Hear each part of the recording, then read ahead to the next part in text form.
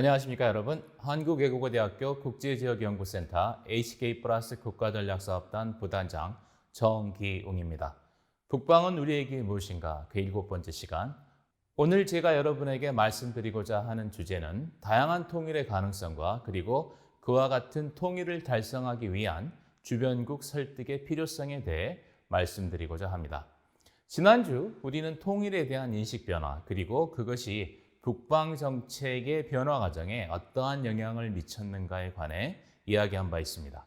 그리고 우리가 바라는 통일이라는 것이 꼭 영토적 통합 그 하나의 모습이어야 할 필요는 없다라고 제가 말씀드린 바 있습니다. 그렇다면 우리가 바라는 통일의 모습은 어떤 것이어야 할까요? 그리고 우리는 그러한 통일을 달성하기 위해 어떠한 노력을 해야 할까요?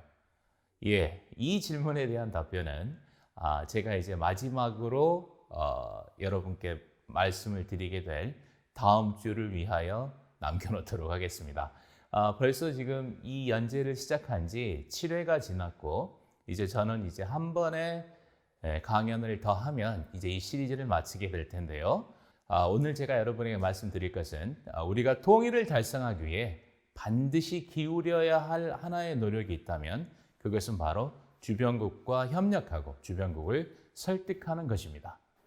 북방을 향한 우리의 도전, 그리고 북방을 그리는 우리의 꿈 또한 이와 같은 통일을 위한 하나의 밑거름 다지기 혹은 통일의 우호적인 환경을 조성하기 위한 우리의 여러 가지 노력들 중에 하나라고 할 수 있지만 그것보다 먼저 우리가 관심을 기울여야 하는 것은 우리를 둘러싸고 있는 강대국들, 소위 주변 사강이라고 부르는 미국, 중국, 러시아, 일본과의 협력입니다. 즉, 왜 우리는 끊임없이 주변 사강, 미, 중, 러, 일에 대해서 신경을 써야 할까요? 지난주 기사의 마지막 부분에서 제가 우리가 성취하고자 하는 세계 1등적 지위를 달성하기 위해서는 우리 스스로의 노력은 물론 우리를 둘러싼 많은 국가들과의 협력이 필요하다라고 주장한 바 있습니다. 그리고 그와 같은 협력의 길 위에서 어느 순간 통일이 벼락같이 다가올 수도 있을 것이다 라고 말씀드렸죠. 또 그리고 그와 같은 통일의 모습이 반드시 영토적 통합일 필요는 없다라고 말씀드린 바 있습니다. 하지만 우리가 통일이라는 말을 들었을 때 지금도 가장 먼저 떠오르는 이미지는 바로 영토적 통합입니다. 그렇죠? 남과 북이 다시 하나가 된다라고 생각했을 때 우리가 가장 먼저 생각하는 것은 바로 영토적 통합이죠. 하지만 그러한 통일의 기회가 우리에게 다가왔을 때 그것을 현실화시키기 위해서는 즉 남과 북이 만나서 합의한다고 할지라도 그것이 이루어지기 위해서는 우리를 둘러싼 주변 국가들, 주변 사강의 협조가 필수적이다라는 이야기입니다. 그들 국가의 협력이 없이는 아무리 통일에 적합한 분위기가 형성된다고 할지라도 실질적으로 우리의 정치 제도 그리고 체제를 바꾸고 통합을 이루어 나간다는 것이 지난하게 힘든 그런 여정이 될 것입니다. 따라서 우리는 주변 사강을 신경 쓸 수밖에 없죠. 바로 그런 이유 때문에 통일을 위한 방법론으로서 1970년대부터 이미 4대국 보장론, 2+4 회담, 2+2 회담과 같은 주장들이 제기되었던 것입니다. 한반도의 분단은 본질적으로 국제적입니다. 따라서 통일 또한 국제적인 성격을 띨 수밖에 없습니다. 만약 우리가 이와 같은 분단과 통일의 국제적 성격을 받아들인다면, 인정한다면 우리는 어떻게 주변 국가들을 설득하여 통일을 이루어낼 수 있을 것인가? 라는 질문을 던질 수 있을 것입니다. 그렇지만 주변 국가들을 설득하기에 앞서 그보다 먼저 우리가 확인해야 할 것은 과연 우리 주변 국가들은 한반도의 통일에 대하여 어떠한 생각을 갖고 있는가에 관해 명확히 파악할 필요가 있을 것입니다. 모두 아시는 한자수고죠. 지피지기면 백전불태. 사실 안타깝게도 이 한자수고는 우리 사회에서 가장 자주 잘못 쓰이고 있는 수고 중에 하나입니다. 흔히들 지피지기면 백전백승이다 라고 말을 하는 경우가 많은데 사실 적을 알고 나를 안다고 해서 100번 싸워 100번 이길 수는 없습니다. 대신 적을 알고 나를 안다면 100번 싸운다고 할지라도 우리가 위태롭지는 않을 수 있다는 거죠. 왜 그렇습니까? 정이 힘이 들면, 즉 내가 나의 상대방을 감당하지 못하겠다 싶을 때는 36개 주의사항책 도망가면 됩니다. 예, 도망가면 되기 때문에 지피지기면 백전불태가 원어에서 쓰이는 말인데 흔히들 지피지기 백전백승이라고 잘못 사용하고 있는 경우가 대단히 많습니다. 아무튼 우리가 무엇인가를 이룩하고자 한다면 상대방에 대해 알아보는 것이 가장 먼저 해야 할 일 중에 하나일 것입니다. 그래야 위태로운 상황에 처하지 않겠죠. 먼저 지피, 즉 우리의 통일의 필수적 협력자로서 작동해야 할 사국에 대해 알아보도록 하시죠. 사실 한반도 통일에 대해 주변 사강의 반응을 검토할 때 공통적으로 저희가 들을 수 있는 답변은 동북아 지역의 안전과 평화가 보장된다면 한반도의 통일에 원칙적으로 반대하지 않는다라는 답변입니다. 속으로는 어떻게 생각할지 모르지만 최소한 겉으로는 그렇게 대답하고 있습니다. 예, 공식적 답변이죠. 결국 그렇다면 이 답변을 받아들인다면, 즉 동북아의 안전과 평화가 보장된다면 한반도의 통일에 반대하지 않겠다라는 이 공식적 답변을 받아들인다면 주변국을 설득하기 위한 전제 조건은 동북아 지역의 안전과 평화를 유지하는 것이 됩니다. 즉 동북아 지역의 안전과 평화를 유지한다라는 것은 다른 말로는 현상을 유지한다라는 말로 바꿀 수 있을 것이고, 그렇다면 현상 변경과 직결될 수밖에 없는 한반도 통일과는 서로 부딪히는 것, 배치되는 것으로 인식될 수 있습니다. 그러나 과연 그럴까요? 한반도의 통일이 동북아의 안전과 평화에 도움이 되지 않는다라는 견해는 반박할 수 있습니다. 어떻게 반박할 수 있는가? 우리 입장에서는 오히려 이렇게 물을 수 있겠죠. 한반도의 통일 없이 어떻게 동북아의 지속적 안전과 평화를 보장할 수 있겠는가? 동북아의 안전과 평화를 보장하기 위해서 오히려 통일이 필요하다라고 주장하는 것이죠. 이것을 어떻게 받아들이실지 모르겠습니다만 사실 현재 동북아에서 진행되고 있는 미국과 중국의 갈등이라든지 세력 변화의 움직임, 그리고 불안한 정치 상황, 또 북한의 존재, 경제적으로 힘들고 정치적으로 안정되지 못했고 그 상태에서 핵이라는 결정적 무기를 갖고 있는 북한의 존재를 감안할 때 동북아의 평화라는 것은 마치 시한폭탄을 앞에 두고 있는 것과 마찬가지다라고 주장할 수 있을 것입니다. 주변 사강의 입장에서는 분단된 한반도를 전제로 하고 있는 현상의 유지, 즉 한반도의 분단 상태에서의 동북아의 안전과 평화를 바라고 있을 수도 있습니다. 물론 이것이 주변 사강의 공식적인 입장은 아닙니다. 하지만 핵을 가진 북한, 그리고 한반도 분단의 지속이라는 것은 결코 동북아의 안전과 평화 유지를 위한 전제 조건이 될 수 없다라는 점을 우리는 명확히 할 필요가 있습니다. 따라서 이러한 부분을 파고들어서 한반도의 통일만이 지역의 안전과 평화를 확보할 수 있는 유일한 방법이다라고 주장할 수 있다는 것이죠. 하지만 사실 우리가 어떠한 명분을 내세우더라도 주변 사강 모두로부터 한반도 통일에 대한 동의를 동시에 얻어낸다는 것은 쉬운 일은 아닙니다. 자, 그렇다면 어떻게 해야 할까요? 우리는 한반도 통일과 이해관계를 갖고 있는 주변 사강과 한국의 관계에 있어서 항상 약자의 입장에서 생각하는 버릇이 있습니다. 그런데 이걸 한번 역으로 바꿔보시죠. 즉, 우리가 통일을 위해서 사강의 협력을 필요로 하는 그만큼이나 주변 사강도 자국의 국가 이익 확보와 동북아의 안전 그리고 평화 유지를 위해서 한반도 통일이 필요하고 그리고 따라서 기꺼이 협조할 필요가 있다는 것입니다. 일반적인 인식에 따르면 대개 우리는 이렇게 이야기하죠. 미국과 일본이 가장 꺼리는 것은 통일된 한반도에 친중적인 정권이 들어서는 것이고 중국과 러시아가 가장 꺼려하는 것은 통일된 한반도에 친미적인 정권이 들어서는 것이다 라고 많이 인식들을 하고 있습니다. 또 사강 모두 통일 이후에도 한반도에서 자신들의 영향력을 계속 유지하고 싶어 합니다. 미국이 통일 이후에도 주한미군을 지속적으로 주둔시킬 것이다 라는 입장을 수시로 밝히고, 중국이 온갖 제재에도 불구하고 북한에 대한 도움, 북한이라는 카드를 결코 포기하지 않는 것은 바로 이러한 이유 때문이라고 할 수 있죠. 우리는 이러한 각국의 입장을 명확히 인지하고 활용함으로써 이들 강국들을 압박하는 하나의 카드로 사용할 수 있을 것입니다. 그렇다면 어떻게? 라는 질문을 던질 수가 있겠죠. 자, 이렇게 생각해 보시죠.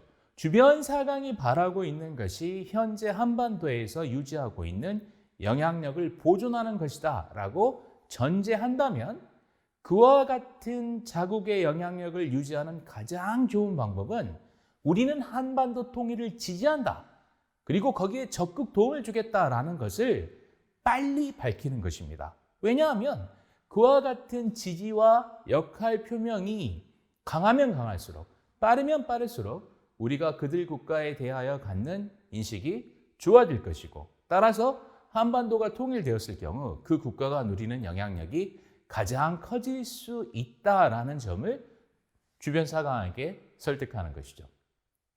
하나의 에피소드로서 예를 들자면, 자, 여러분, 마크 트웨인의 톰 소여의 모험을 읽어보신 분들은 기억하실 겁니다.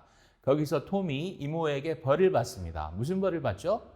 페인트 칠하기, 벽을 페인트를 칠해놓으라 라는 벌을 받습니다. 톰은 그 일이 하기 싫고 괴롭고 귀찮은 일이어서 하기 싫은 상태였습니다. 그때 톰의 친구들이 주변을 지나가자 톰이 어떤 태도를 보였던지 기억하십니까? 예, 톰은 마치 이 페인트를 칠하는 일이 세상에서 제일 소중하고 멋진 일인 것처럼 친구들에게 과시함으로써 오히려 자기는 하나의 노동도 하지 않고 페인트 칠하기를 훌륭히 끝내게 됩니다.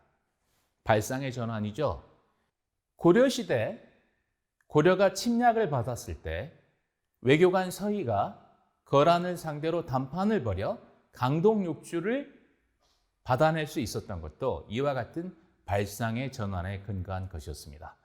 따라서 우리는 주변 사강에게 통일에 협조하는 것은 우리를 위해서뿐만이 아니라 너희를 위해서도 필요하다라는 것을 설득시킬 필요가 있습니다. 물론 주변 사강이 우리의 주장을 진중하게 받아들이지 않거나 오히려 반통일적 입장을 강화하고 나설 수도 있습니다. 하지만 이제 우리에게도 선택지가 생겼죠. 어떤 선택지인가? 그것은 우리가 주변 강국들, 특히 미국과 중국의 반응을 가늠하면서 스스로의 활동 반경을 넓힐 수 있는 여지가 생겼다라는 것입니다. 1970년대 북한은 소련과 중국 사이에서 등거리 외교를 통해 자국의 이익을 확보했습니다. 북한이 이와 같이 등거리 외교를 통해 자국의 이익을 확보했던 것처럼 한국 또한 주변 사강의 반응에 신경을 쓰기보다는 스스로의 전략 목표를 설정하고 이와 같은 전략 목표를 성취하기 위한 독자적 노선을 개척할 필요가 있다는 것이죠. 고 노무현 대통령의 표현대로 변방의 역사, 의존의 역사를 벗어 던지고 동북아 시대의 중심 국가로서 우리 스스로를 자리매김할 필요가 있다는 것입니다.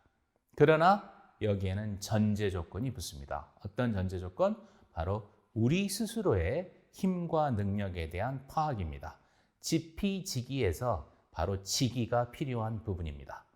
우리 스스로의 능력에 대한, 우리 스스로의 힘에 대한 객관적이고도 정확한 판단에 기반을 둔 전략적 선택만이 실질적으로 작동할 것이고, 그리고 어떠한 효능성을 담보할 수 있기 때문일 것입니다. 북한이 70년대에 성공적인 등거리 외교를 펼칠 수 있었던 데에는 세 가지 이유가 있습니다. 첫째, 북한이 갖는 지정학적 중요성.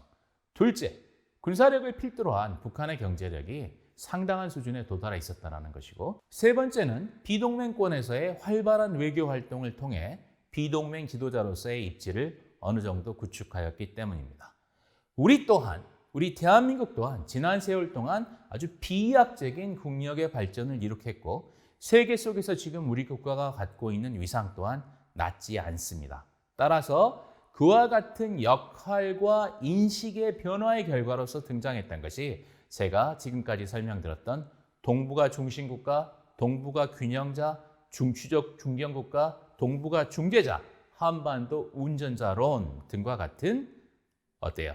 주장들이 생겨난 것이죠. 이와 같은 것들은 바로 주변 사강과의 관계 속에서 우리 스스로의 역할을 강조하는 그러한 주장들입니다.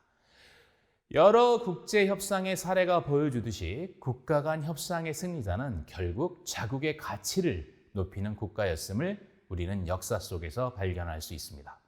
마찬가지로 한반도의 분단과 통일이 국제적인 성격을 갖고 있다는 것을 부인할 수는 없지만 이러한 이유 때문에 우리가 끊임없이 주변 사강에만 신경을 쓰면서 그들의 반응에 의식을 쏟는다면 그리고 그들의 반응에 휘둘린다면 이는 오히려 우리 스스로의 행동 반경을 제한하는 결과를 가져올 것이고 통일이라는 것은 영원히 달성하기 어려운 미완성의 과업으로 우리에게 남겨질 수밖에 없을 것입니다. 따라서 한국 외교는 중추적 중견국가론에서 주장하고 있듯이 우리 스스로의 역할을 창출해내고 적극적 행위자로서 상황을 이끌어 나가는 선도자의 역할, 선도자의 역할을 추구할 필요가 있습니다. 특히 그것이 국제 문제가 아닌 남과 북한의 문제일 경우 그 명분과 수단이 우리에게 있기 때문입니다. 이렇게 전제할 때 주변 사관과 관련된 통일 정책에도 일정 수준의 변화가 필요합니다.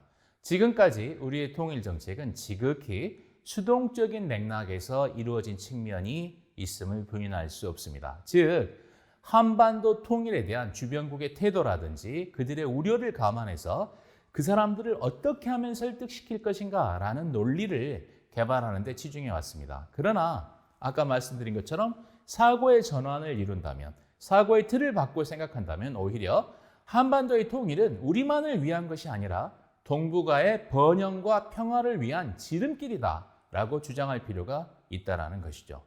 따라서 우리는 좀 더 자신감 있게 통일 정책을 추진해 나갈 필요가 있습니다. 비유를 들어 이야기하자면 우리만 필요해서 통일을 해야 하는 것이 아니라 당신들 또한 필요하기 때문에 통일을 해야 한다라고 주장하는 것이죠. 따라서 통일을 위한 너와 나, 즉 우리의 노력은 우리 모두를 위한 것이다 라는 논리를 개발할 필요가 있습니다. 통일의 수혜자는 한국과 북한만이 아닌 주변 사강, 동북아, 세계 모두가 그 수혜자가 될 것이며 통일이라는 것은 동북아와 세계 평화를 위해 반드시 달성해야 할 목표이기 때문에 우리는 이와 같은 대의적 목표를 위해 함께 노력해 나갈 필요가 있음을 강력히 주장하고 또 우리가 달성하고자 하는 통일이 지역의 평화와 안정 그리고 세계 평화에 부정적으로 작용하지 않을 것이다 라는 점을 꾸준히 설득해 나갈 필요가 있습니다. 그리고 이 과정에서 또 다른 중요한 행위자 북한, 우리의 형제이자 동시에 적이기도 한 북한을 통일의 대상이나 목표로서 혹은 방관자로서 취급하는 것이 아니라 한반도 통일을 위해 함께 손잡고 나아가야 할 동료이자 주체로서 끌어안고 나아갈 필요가 있습니다.